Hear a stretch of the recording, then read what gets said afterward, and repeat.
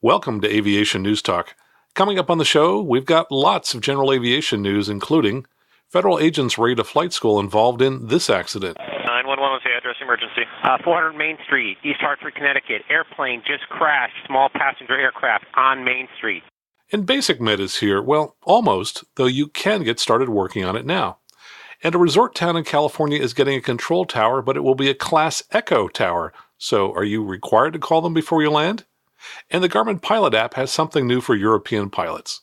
From our You've Got to Be Kidding Me department, will the person who left a loaded gun in the lavatory on a Delta flight please come forward to claim it? Plus tips on how to control airspeed more accurately when flying slippery airplanes like the Cirrus and Diamonds. And we hear from an airline employee about how they use Part 135 charter operators to move employees and parts around. Plus listener mail, including the steps that you can take if you would like to become a flight instructor. Welcome to Aviation News Talk, where we talk about, what else? General aviation. I'm Max Truscott. First, a big thank you to everyone who contacted me this week. I'll tell you later the best way to contact me if you have a question for the show. And special thanks to those 12 people who left iTunes reviews last week. I picked one of those reviews, and I'll read it at the end of the show. And if I could ask you for just one little favor, please help me grow the show by inviting your friends to join us to listen. Later, I'll tell you a really easy way that you can share the show with your friends if you're using an iPhone. All this and more, and the news starts now.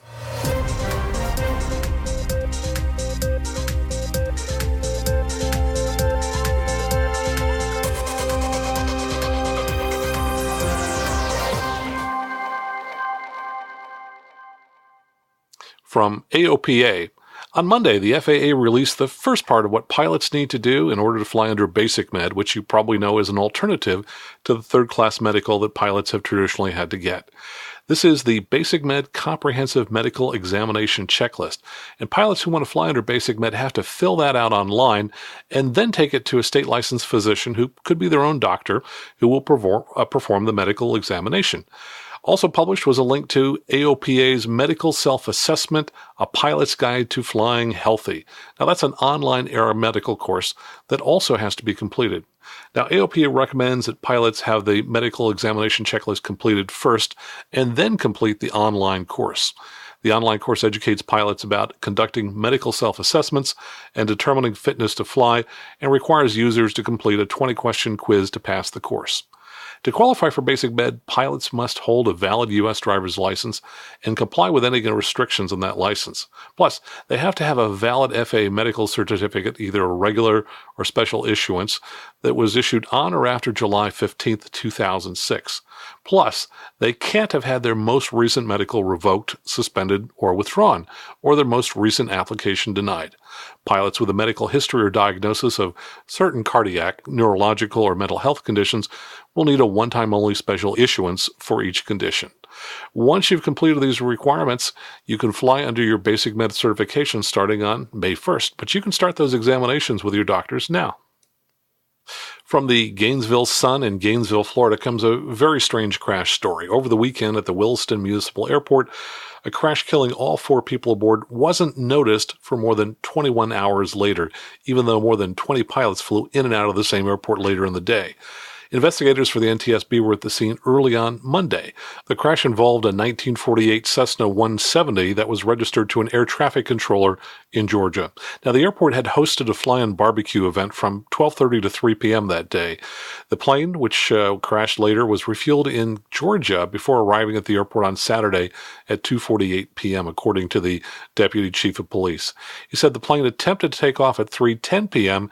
and crashed about 150 feet before the tree line at the north end of the airport. But between 20 and 30 aircraft took off from the airport after the crash on Saturday, but it wasn't until on Sunday afternoon that a jet pilot leaving the airport first alerted authorities to the crash. Police were notified about 1:12 p.m. on Sunday. The deputy police chief said, "For all the traffic, no one thought to call us." Well, or nobody spotted the aircraft. The deputy chief said while it is possible that pilots looking toward the landing strip or climbing on takeoff might not have seen the bright crumpled wreckage, the Cessna was equipped with an emergency locator transmitter that continued to send a radio signal that should have been noticed by pilots within 2 or 3 miles, even if its antenna were snapped off, said the deputy. Well, let's talk about that in just a moment. He went on and said everything went wrong at once. He said the airport has a full-time manager and 2 part-time employees, but it wasn't clear if any of them were on duty on Saturday. City officials chose not to comment. So regarding the ELT, just want to remind everybody that 121.5 is no longer monitored by satellites, and there are many FAA facilities that no longer monitor 121.5. So, of course, after 9/11, the FAA has recommended that all pilots monitor 121.5 anytime they are flying. So it's unfortunate that apparently this crash didn't get noticed for a long time. Now, I've seen photos, and I have to tell you, this aircraft nosed almost straight in. So it's pretty unlikely that anybody survived that particular crash, but it is an odd story. From Flying Magazine, a story written by my good friend Rob Marks, senior editor, the NTSB calls for changes to Pirep creation and dissemination education efforts. Rob writes about a 310 crash, a Cessna 310 in Titusville, Florida, in August of 2015, in which the aircraft lost control during the missed approach after flying the ILS to runway 36. Now, the airport was reporting VFR conditions at the time, but the controllers failed to inform the pilot of weather that was over the airport. The controller didn't mention the heavy rain, and they also didn't mention that the control tower itself had just been struck by lightning shortly before the pilot began his approach. The NTSB released its report called Improving Pilot Weather Report Submission and Dissemination to Benefit Safety in the National Airspace System, and it focused on 2 primary categories of deficiencies with Pireps. First, it looked at the process for submitting Pireps, and it said that pilots are providing too few Pireps, particularly during good or as forecast conditions, and that air traffic controllers are not consistently soliciting Pireps during weather conditions that mandate those kinds of reports. The board also said they discovered procedural inefficiencies or non-compliance with Pirep processing and data entry, and essentially said that these were very low priority activities for air traffic controllers. They came out with a number of recommendations to the FAA, AOPA, and others, and basically recommend more education for both pilots and air traffic controllers and flight service personnel, emphasizing the importance of Pirep gathering and dissemination. From the Hartford Courant newspaper in Hartford, Connecticut, comes this story that federal agents with a search warrant seized records last week from the American Flight Academy at the Brainerd Airport. A person familiar with the activity said Thursday night that when the agents arrived, they announced they had a warrant and asked to see everyone's ID. Quote, they came in and said, "We have a warrant, stay where you are," the person said. A law enforcement official familiar with the investigation said federal agents seized paper and computer records from the flight school offices and a flight school hangar at the airport. Now, the FBI has been investigating the October 11, 2016 crash of an American Flight Academy aircraft in East Hartford, and we heard the 911 call at the beginning of the show for that crash. The flight instructor was burned in the crash, but the student was killed. The NTSB said in their initial investigation that the crash was an intentional act, and others have said that the student was attempting to commit suicide. As a result, the FBI took over the investigation and has not released any more information. The CFI told investigators that he screamed at the student to release the airplane's controls, and he hit the student's left hand, but the student refused to relinquish the controls. CFI said the student continued to fight with him over control of the aircraft. Now, the student was from Jordan and was training to become a commercial pilot. The CFI was president of the flight school and an investor in the Hartford Jet Center at Brainerd. The plane involved in the crash was a Piper PA-34 Seneca twin-engine aircraft. From the Denver Post comes this story that the NTSB blames pilot judgment for a Cessna 310 crash that killed the pilot and 3 others near Silverton. Now, what's odd about this crash is the number of red flags that showed up throughout the entire flight, where it was pretty clear that something was not right with this particular pilot, yet no one seemed to step in and try and stop him from continuing. The probable cause issued was the non-instrument rated pilot's improper judgment and his failure to maintain situational awareness, which resulted in the flight's encounter with IMC and controlled flight into terrain during the cruise flight. Now, the pilot is said to have acted erratically in the hours leading up to the crash when he stopped to refuel at an airport in Flagstaff, Arizona. He nearly struck another aircraft while taxiing at that airport and knocked a ladder near a fuel pump, according to the NTSB. He also forced a commercial plane to abort its landing by being on a runway without permission, and that didn't seem to really register with the pilot. Now, Greg Faith, who spent more than 20 years probing air crashes for the NTSB, told the Denver Post that this was one of the more unusual sequence of events that he has seen. According to the report, the pilot left Daggett, California, before heading to Flagstaff to refuel on the day of the crash. All of his actions drew attention from air traffic control and ground operators at the Arizona airport, and one witness said his radio transmissions were screwy and lacked organization and context. Now, when requesting weather information for his destination airport in Amarillo, Texas, reports said that he used the wrong airport identifier code, one for an airport in Montana. It's obvious that situationally he didn't understand where he was because he was going in the wrong direction, Faith said.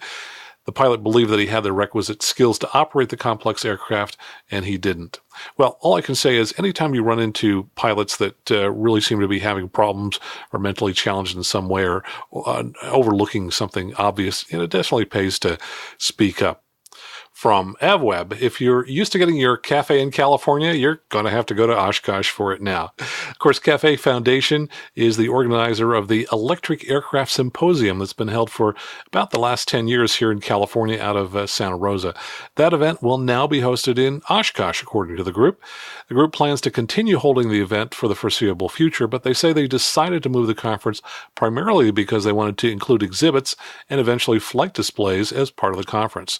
They said right now, many of the electric aircraft that are flying are not in the United States, and those developers told us that if there was one opportunity to bring their aircraft to the United States, they would organize that trip to bring the aircraft to AirVenture.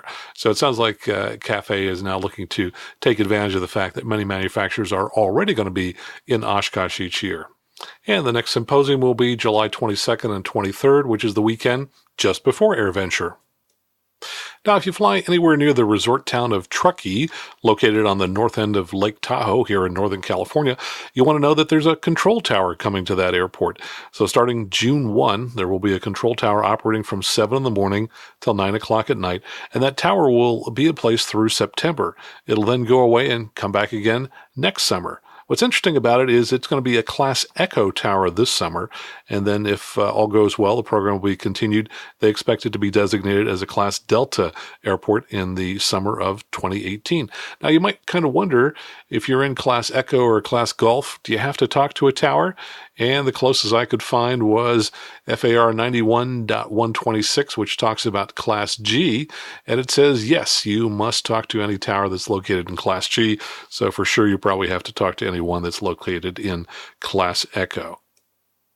In international news, in Australia, I'm sure people are looking forward to the Illawarra Air Show, which is coming up on May 6th and 7th. That's pretty much the big GA show, as I understand.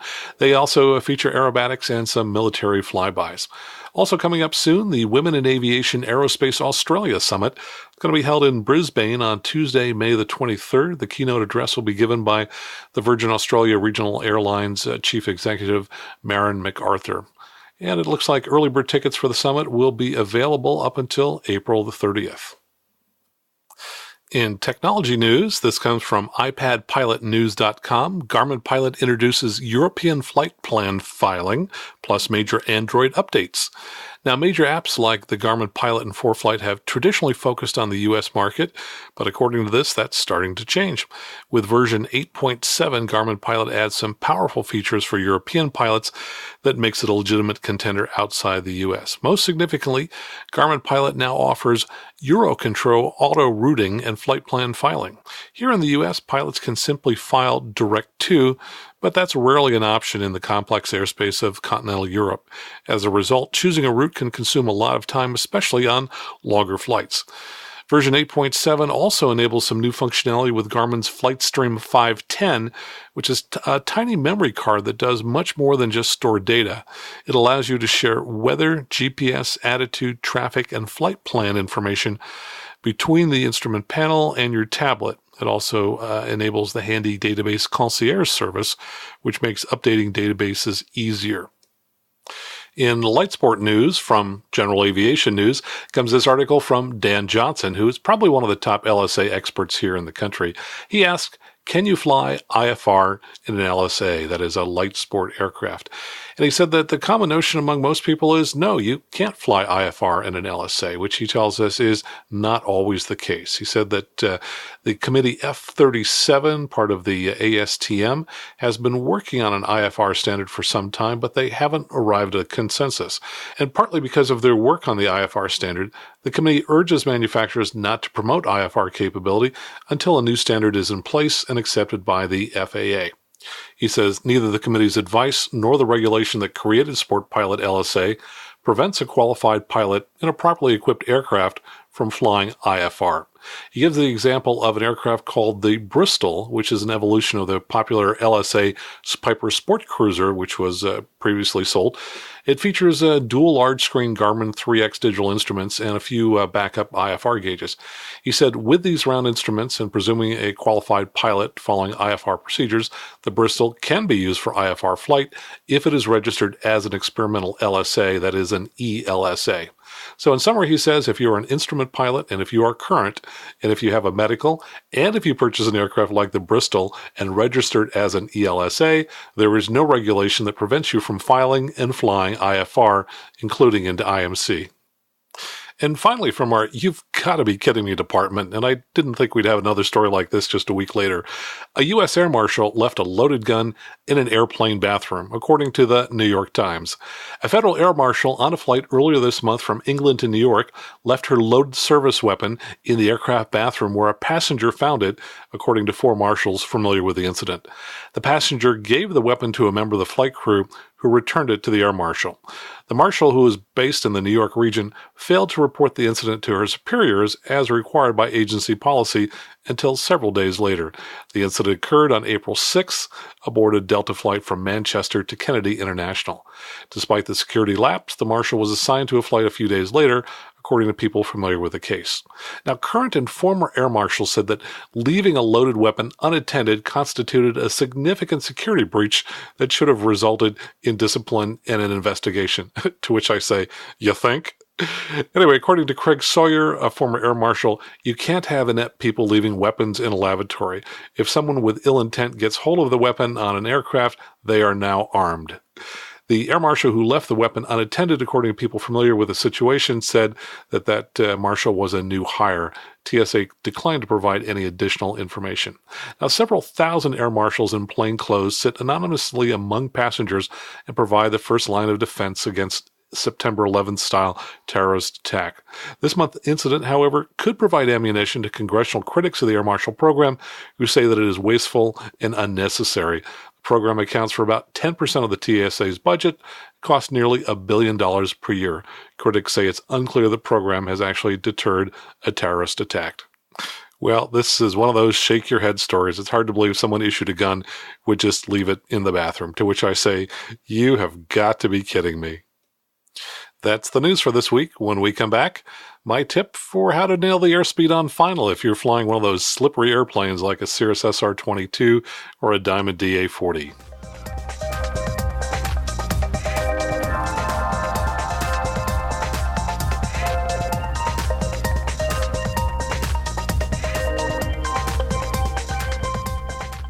Welcome back. In a moment, we'll talk about airspeed control in slippery aircraft. And then we'll get to that airline employee who gave us some information about how airlines use charter aircraft. But first, let me give you some updates. Last week I mentioned I might be going to Qatar, and thanks for the 1 or 2 people that offered some suggestions on that. Still no word as to whether that will happen. But I did want to share some other travel that's coming up. This weekend, I'm going to be in Phoenix, Arizona, picking up an SR-20 with a young lady here from Silicon Valley who has just bought her first aircraft. We'll bring that back probably on Saturday and then start working on her IFR training in that SR-20. And then I'll be headed out to Knoxville, Tennessee. That's where the Cirrus Delivery Center is. That's a relatively new facility. And I'm going to be teaching as part of the Cirrus CPPP. That's the Cirrus Pilot Proficiency Program. And that's a national program that moves around to a few different cities. It's a weekend-long course where we offer both ground courses and flight training. I'll be on the flight training side, so I'll be flying with a couple of people over the weekend there. If you're going to be in Knoxville, do let me know. And finally, I thought I was flying to to Texas to deliver a twin DA-42NG, but it looks like apparently they're going to take delivery in Canada, so not sure when that'll happen, but lots of travel coming up, and I'll keep you informed. And I'll take just a moment to let you know that the online courses are up and running. So if you have an interest in learning about the Garmin G1000, or if you have a WAAS-capable GPS and you want to know the details on how to use that Garmin 430, 530, GNS 480, you name it, whatever it is that's WAAS-capable, you want to know how to fly GPS approaches, you'll find online courses at aviationnewstalk.com, which will teach you what to do. Nothing like being up there in the clouds and not knowing what button to push. Courses run between $59 and $79, or you can consume all the courses you want for $29.95 a month or for $2.99 for the entire year. Again, aviationnewstalk.com. Okay, let's talk about nailing airspeed on final. Now, this came to mind because I was flying with a gentleman yesterday who is transitioning to an SR20, and I noticed he was having some of these problems that I have seen over and over again. Now, a lot of folks like to, if they're in a 172, step up to a 182, and that's going to be very, very similar. If you make the transition into a Cirrus SR20 or a 22 or a DA40, you're going to love these aircraft, by the way. They are tons of fun to fly, and that little extra speed really helps on trips. However, they're a little bit different to fly, and those transitions take a little bit longer than it would be to transition from a 172 to a 182. Now, part of it is because there are more avionics and there are more systems to learn, but also these aircraft are just a little slipperier, and I notice that clients I'm working with just have a little extra challenge nailing their airspeed on final. So here are a few tips that might help you nail airspeed in these fast aircraft. Now, first, you might think that a wing is a wing, so why would flying one of these aircraft be any different from flying a 172? Well, indeed, the general principles are the same, but the nuances are more important in the faster aircraft. Now, I always wondered about these differences, and I finally figured out what was going on when I ran across an article that was written by my friend Alan Brown, who I mentioned last week, I think. He's the chief designer of the F-117 stealth fighter. So in his article, Alan said that basically, if I were flying a trainer, which was reasonably clean and didn't have a very high lift wing, then he could safely cut the power on approach down to idle and just let it float in, which is certainly the experience most people have with a 172. He goes on to say, however, that if he were flying a very high lift airplane, then his total drag is going to be rising rapidly as the speed drops, and he's going to need substantial power to maintain the speed. He argues that the higher lift airplane has a landing speed that's further up the backside of the power curve, so as speed decreases, more power is required to maintain altitude than it would be required in a trainer. So regardless of whether a client is flying a trainer or Cirrus, I've always taught them to use small adjustments in pitch to make airspeed adjustments on final. Then if they're either too low or too high, I tell them to adjust the throttle until they have just the right amount of power to make it to the runway. Now, you could probably get away using throttle to control airspeed on final in a trainer, simply because these aircraft have so much drag and the airspeed won't change rapidly with small changes in the throttle. But, try this technique in a Cirrus or a Diamond, and you're going to see large variations in airspeed on final. Generally, when I see someone having trouble nailing the airspeed on final, it's because they're using power as their primary means of controlling the airspeed. So the challenge with maintaining airspeed in these faster aircraft is that the pitch and the power do interact with each other a little bit. A good example of this is when one of these aircraft is low on final and you add power so that the aircraft doesn't land short of the runway. Well, when you add power, invariably these planes will speed up a little bit. If you're at your target airspeed of about 77 knots, which is the same for an SR22 or for a DA40NG, and you add power because you're low, the airspeed will likely increase well above 80 knots unless you also simultaneously pitch up a little as you add power. Now, if you do, that slight increase in pitch mitigates the speed increase that would have occurred when you added throttle because you're low. So by making these slight pitch changes up as you add power and down as you decrease power, it's much easier to nail the target airspeed. Now, the effect is really dramatic if you try pulling power to idle in one of these planes when you're maybe 50 to 100 feet above the ground. And if you were to do that in a 172, as Alan indicated in his article, Cessna 172 will just float in. But if you pull the throttle to idle in the DA40s, the airspeed is going to very rapidly decay unless you also pitch down substantially when you pull the power. Now, that's the reason that I'm almost always leaving some power on in these aircraft until I've started the round out and I'm almost into the flare parallel to the runway. If you leave a little bit of power on in these airplanes into the flare and then pull back on the yoke and the throttle simultaneously, Really makes for a good landing. By the way, Alan Brown's article, you might have guessed that it was in a scientific journal. It wasn't. Turns out he's an active RC, radio control modeler, and I found his article in an RC newsletter that he edits. But all those tips apply just as well to the big airplanes, too. Coming up in a moment, my conversation with an airline employee about how they use Part 135 charter aircraft. Then we'll go to listener mail and answer the question, how do you become a flight instructor?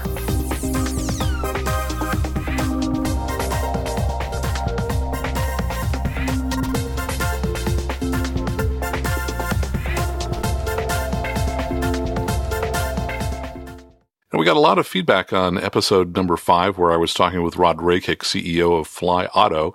And one of those people who contacted me was Michael of the Flying and Life podcast. And I had asked if anybody was aware of airlines using Part 135 charter companies. And Michael reached out to me. So, Michael, if you would, just go ahead and introduce yourself to our listeners. So my name's Mike. Dispatcher Mike is how I go on my show. I'm a dispatcher for a major legacy carrier based here in the United States.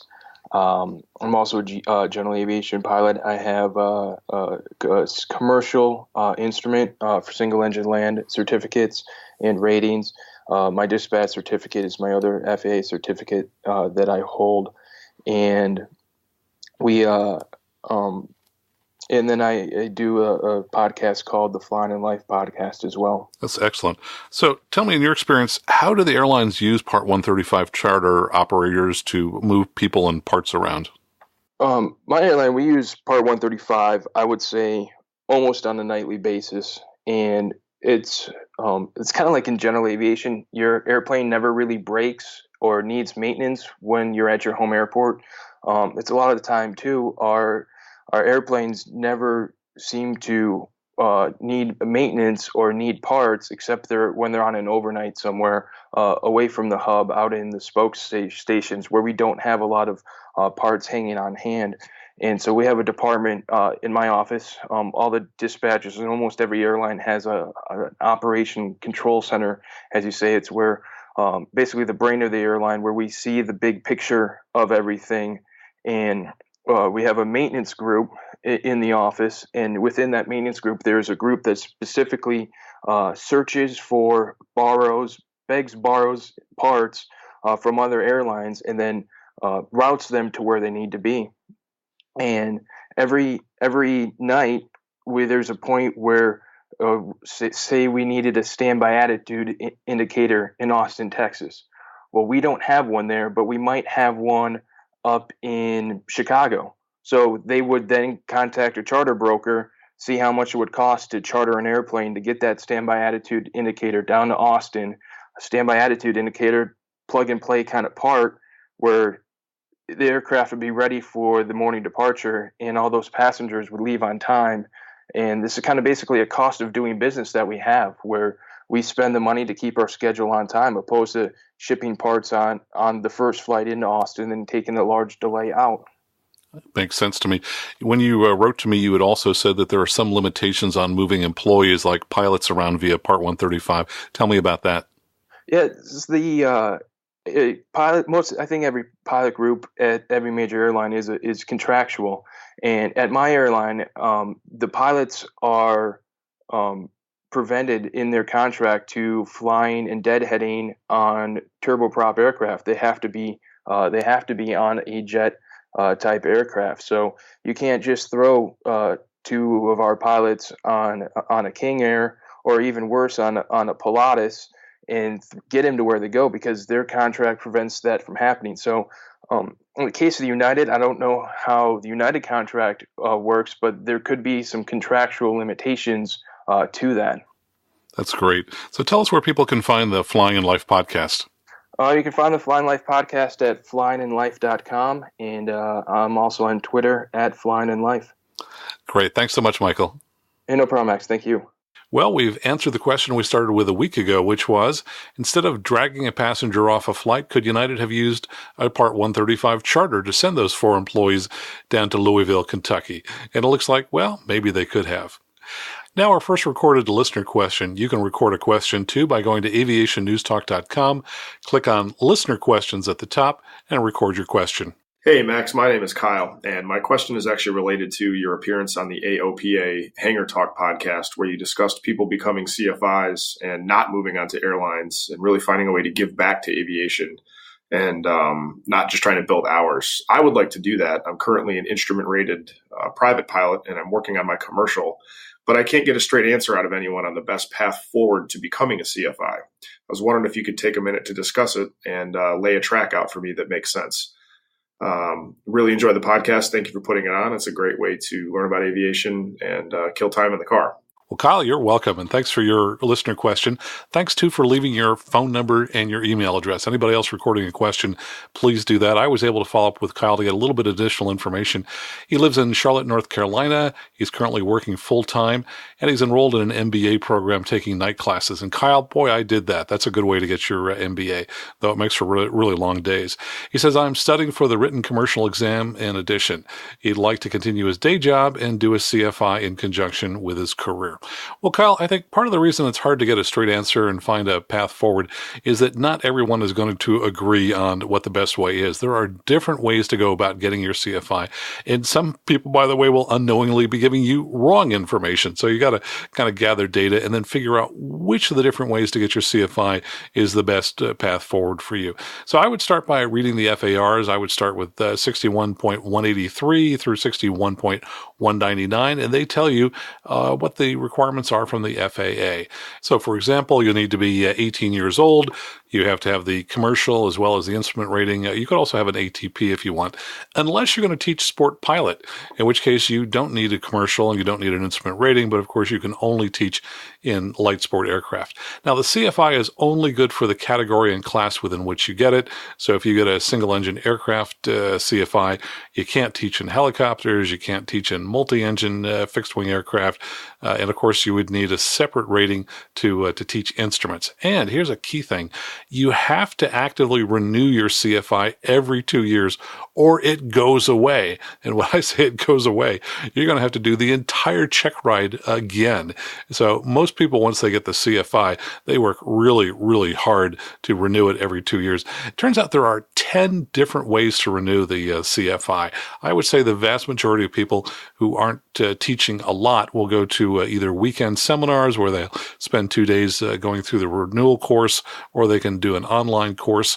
If you have, 5 students who pass their check rides within 2 years, that becomes a renewal for you. And probably the easiest way to do it is if instead of giving BFRs, which are now called flight reviews, you give the wings program, which is what I usually do. If you do at least 5 different pilots' wings programs over 2 years, you get an automatic renewal. Now, let's talk about the exams. There are 2 written exams that you have to take.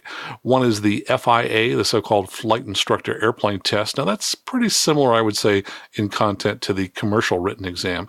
The other is the FOI, the Fundamentals of Instruction exam. That's 50 questions, and it's basically about the teaching process. How do you teach?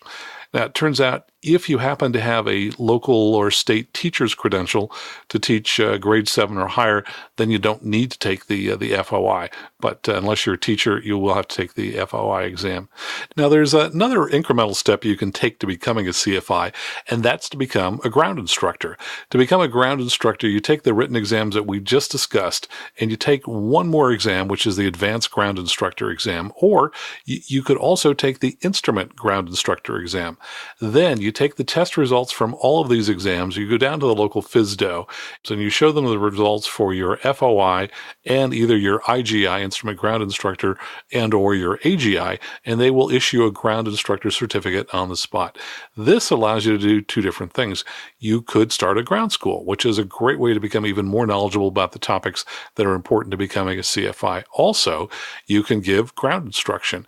It would help if you had a CFI that was working with you who could refer people to you, because it's probably pretty difficult to find people that are looking for ground instruction unless you're connected with a CFI. But some CFIs may be happy to refer people to you. They'll do the teaching in the air and they'd let you do the required ground instruction on the ground. So that's an intermediate step you could take. And in fact, that's what I did. I started teaching instrument ground courses with my IGI before I became a CFI. Now, back to the CFI, you will need to get a spin endorsement. To do that, you will fly with an instructor in an aircraft which is rated for aerobatics, and you'll have to demonstrate recovering from a spin. There is ground instruction that has to be logged into your logbook on various topics like the FOI and fundamentals of instruction and a number of other topics. But here's the most important thing to understand. The check ride for the CFI is unlike any other check ride you've taken before or will take again. On most check rides, basically, the DPE, the designated pilot examiner, asks you to do something, and then you do it. Do this, do that. This check ride is going to be very different. It's going to start out with the oral portion where you're standing at the whiteboard and he may say, teach me how to do steep turns. And you might take a couple of minutes to prepare, and then you will start, teaching him exactly the entire process for flying a steep turn.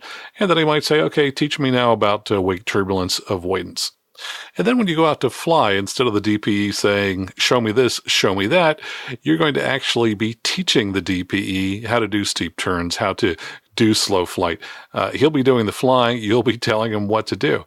And for some of the things, you'll actually be doing the flying, all of which has to be done from the right seat. So you'll spend part of your training time just figuring out why do things look so different from the right seat, especially when you're trying to land. So preparation for the oral, I would say absolutely you want to start reading everything now. I would recommend you read the entire FAR AIM. I know that sounds like a huge amount. It might take you a month or more to get through it, but I highly recommend it. And while you're doing it, you might put some little Post-its or tabs in there so that you could get back to some of the subjects later that you might want to review. You certainly want to read through the entire FAA Airplane Flying Handbook, the FAA's Handbook of Aeronautical Knowledge, their weather book, and for sure, read the POH for the plane that you're going to take the test in from cover to cover, because you can be asked about anything about that particular aircraft. You must also log flight training for 14 different items for the single-engine airplane. There's a slightly different list for multi-engine and helicopter and so on. And another thing I'd recommend is that you create lesson plans for each of the maneuvers and each of the type of landings that you might be asked to teach on the check ride. That way you can easily just pull those out of your notebook, kind of refer to them, and then start teaching a lesson. And you can find some lesson plans online and then modify them to fit your style. Finally, I would suggest that you get a copy of Advisory Circular 61-65F. So AC 61-65F. This is a list of all the endorsements, and there are probably about 80 of them in there that CFIs might be required to give at different points in time. You don't have to memorize those, but you certainly need to be familiar with them. And along those lines, you need to know by heart all the requirements to become a private pilot and to become a commercial pilot. So, for example, as part of the training, I would expect someone teaching you to become a CFI to ask you to tell them from memory, what are all the endorsements required for a student pilot to solo? What are all the endorsements required for a student pilot to go for his private check ride? And the reason you need all that, all of those things is because you are going to be responsible determining that a client has met all the requirements before you send them to his or her check ride. Now, I mentioned there are a couple of different ways that you could go about getting your CFI. One would be to work with someone locally. So if you can find an instructor who has taught other CFIs recently, you could learn right there at your local airport, and that would be a very effective way to go, especially if they got an airplane for rent, which is going to be a complex retractable aircraft, something like a 172RG or a Piper Arrow, because you're going to need that for the check ride. Now, if for whatever reason it doesn't make sense to learn locally, there are a number of companies which put together CFI programs where they'll have certain requirements before you arrive. You probably have to have all your written exams done. You'll probably have to have some certain minimum number of hours in the airplane, but then they will finish you up in maybe 15 days or something like that. Now, I would go into one of those programs expecting that it might take longer than the minimum amount of time they say, because things happen. Aircraft have maintenance issues. They may be understaffed at some point in time and not able to, fly with you twice a day as they originally promised. So go into that kind of open-minded, realizing that 15 days might be 20 or something like that. So there you have it, Kyle. That's my high-level view of what it takes to become a flight instructor. And I'd strongly encourage you and anybody else who has a love for aviation, go pursue your flight instructor rating. Okay, a couple of other listener contacts from Facebook. Sam Butelspotcher said, "Hi, Max. I just thought I would drop you a line to say I'm really enjoying the new podcast. I'm a private pilot in the UK, and I'm in the middle of completing a restricted instrument rating." And I actually know what that is. I think that's about 10 hours. What do they call that? The IMC rating. So it's not a full instrument rating, but it does allow you to fly in the clouds. I had a client from the UK who came to the US, and he had one of those ratings. He says, "Just to let you know, I'm already listened to all of your podcasts. I have a question regarding running tanks dry, which may have been mentioned in the first or second episode. I was really surprised anyone would be brave enough to do this, given the amount of air you could introduce into the fuel system. Anyway, keep up the good work. I'll be sure to leave you a good review." Hey, well, thanks very much. I appreciate that. I realized after I got Sam's email, when I talked about running a tank dry, it sounded in any way like I was condoning it and saying that's a good thing. Let me make that really clear. I don't think it's a great thing. I never do it, and I know that some people do, but each to their own. So my suggestion, land with some gas in both of the tanks. Don't risk having the engine stop because you ran one tank dry. Here's a note from Mark up in Sacramento. He says, "Howdy, Max. I just want to say thanks for your AOPA Rusty Pilot Seminar in Palo Alto in 2014. It got me back in the air. I bought a shiny 2003 182T. I'm in the middle of IFR training as well. Next time you're in Sacramento, I'll buy you lunch." He says, "I owe you one, and you owe me about $250,000. Just kidding." Okay, I understand, Mark. I'm happy that I got you back into flying, but no, I think you're going to be responsible for the cost of the aircraft. Here's another one from Mark. He says, "I'm such a long fan of yours. It's nice to see you doing your own podcast. The co-host share you have on the Geeks just isn't enough." Well, he's talking about the Airplane Geeks podcast that I've done for nearly 3 years and learned a lot about podcasting through that show. He says, "I credit you with inspiring me to finally get flying lessons at the ripe old age of 56. I currently have 20 hours and always look forward to the next lesson. If you're ever in the Charlotte, North Carolina area, dinner is on me." Well, this is good. I've got lunch in Sacramento and dinner in Charlotte, so it's going to be a long day to get from one place to the other. And finally, Jim Mellett. I hope I'm saying your name correctly, Jim, because Jim is writing to me about pronunciation. He tells me that I pronounced a town in Texas incorrectly. I said Bowie. He says it's Bowie. So thanks so much for letting me know. He also says, "Great podcast. I'm enjoying it." Hey, iTunes reviews. A week ago, I had 7 iTunes reviews, the first ones I ever received. This past week, wow, 12 more. So a big thank you to everyone who took the time to write these. People include Cessna Flyer, Jones 1868, Elsewhere, Ruben Z93, Rudeman U.S. Army Europe, Jer Johnson 00, Me Tyler 21, Cherokee Flyer, Redbone 365, Musical Joker, Trout 13. To all of you, thanks so much for taking the time to write these reviews on iTunes. And I'm going to read 2 of them right now. So this one comes from Rudeman. He says, "Max, thanks for starting your podcast. It has the right mix of new technology and tips for new pilots like me. I'm currently a student pilot at the Coleman Aero Club in Mainz, Germany. Your podcast helps us with the knowledge we'll need for when we return to the U.S. Keep up the great work. P.S. Looking forward to discussing which Cirrus I should buy when I get back. Dankeschön." Well, bitte sehr. Ich habe in Deutschland gewohnt, als ich ein Student war. So picked up a little bit of German when I was an exchange student there many years ago. So that's a beautiful, beautiful area in the country he's in down in the Rhineland area. And let's see, Musical Joker says, "I'm just starting to become interested in aviation and already learned a good bit about the culture and info from one episode."